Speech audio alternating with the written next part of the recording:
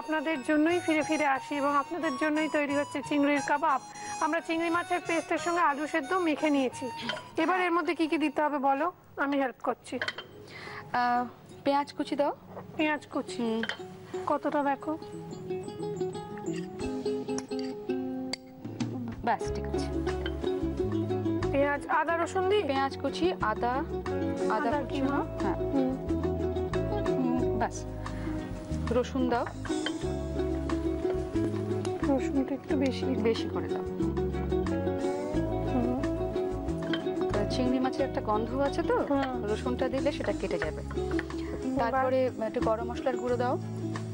গরম মশলার গুঁড়ো আর কাঁচা লঙ্কার পেস্ট। কাঁচা লঙ্কার পেস্ট। গরম মশলার গুঁড়ো, কাঁচা লঙ্কার পেস্ট, একটু ঝাল ঝাল হোক। ঝাল হোক। আর নুন চিনি। নুন চিনি। নুন আর চিনি। এটা আসলে হাত দিয়ে মাখলে খুব ভালো হয়। চামচটা ইউজ করছি ঠিকই, কিন্তু হাত দিয়ে মাখলে হাতের মতন, মানে যে কোনো রান্না মাখাটা হাত দিয়ে না করলে মানে মন ভরে না। এবং আরেকটা জিনিস কি হয় বলতো, যে আমার কোথাও এটা বিশ্বাস যে কোথাও ভালোবাসার যত্নটা মিশে যায়। ঠিক এটাই আমি বলতে চাইছিলাম। আচ্ছা, কাজু কিশমিশটা কি এর মধ্যে দেবো? হ্যাঁ, এর মধ্যেই লাগবে। আচ্ছা, কাজু আর একটু দিয়ে দিই, এইটুকু আছে। দিয়ে দাও, পুরোটাই দিয়ে। খারাপ লাগবে না, ভালোই লাগবে, মুখে পড়বে। কিশমিশ,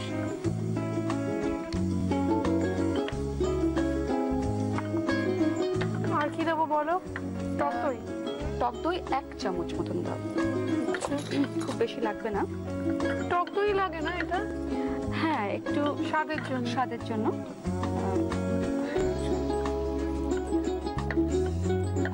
আর বাকি রয়েছে ছাতুটা। বাকি ছাতু। এবার ছাতুটা দিয়ে দাও অল্প করে। ছাতুটা বেসনও ইউজ করতে পারি, কিন্তু আমি ছাতুটা ইউজ করলাম কারণ ময়েশ্চার যেটা আছে না, সেটা ছাতুটা পুরো অ্যাবজর্ব করে নেবে। আচ্ছা, একটু বাইন্ডিং এর জন্য তো রয়েছে, প্লাস এটা আর একটু শক্ত হবে যাতে ওই গড়তে সুবিধা হয়। চিংড়ির কাবাব তৈরি করব বলে, এবং চিংড়ি মাছের যে পুরটা আর কি, যেটা দিয়ে তৈরি হবে চিংড়ির কাবাব, সেটা রেডি। এবার কি করতে হবে বলো? হ্যাঁ, এটা এর মধ্যে যা নুন দেওয়া ছিল আর একটু নুন দেওয়া হয়েছে টেস্টের জন্য। আর আমাকে একটু ময়দাটা দাও, কারণ এটা না এখন সব থেকে খারাপ কাজটা করতে হবে, সেটা হচ্ছে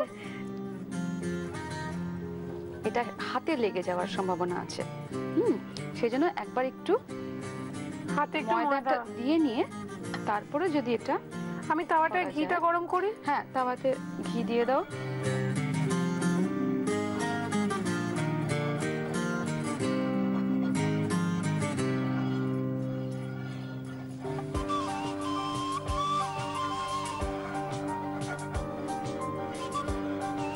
দেখো এরকম ভাবে টিকিয়ার মতন করে এবার এই তিলটা হবে। তুমি দিয়ে দাও। মা হাত নোংরা হয়ে গেছে। রোস্টেড তিলের মধ্যে একটু প্রেস করে, যেটুকু ওর গায়ে লাগবে, যেটুকু লাগবে না।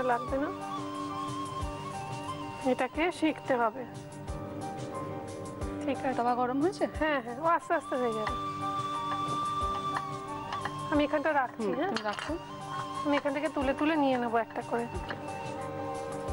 আমার সবচেয়ে সুবিধা হয় কাবাব শিখতে একটা ছুরি নিলে, বেশ উল্টোনো যায় সহজে। একটা সাপোর্ট দেবেন ছুরি দিয়ে, উল্টে দিলেন।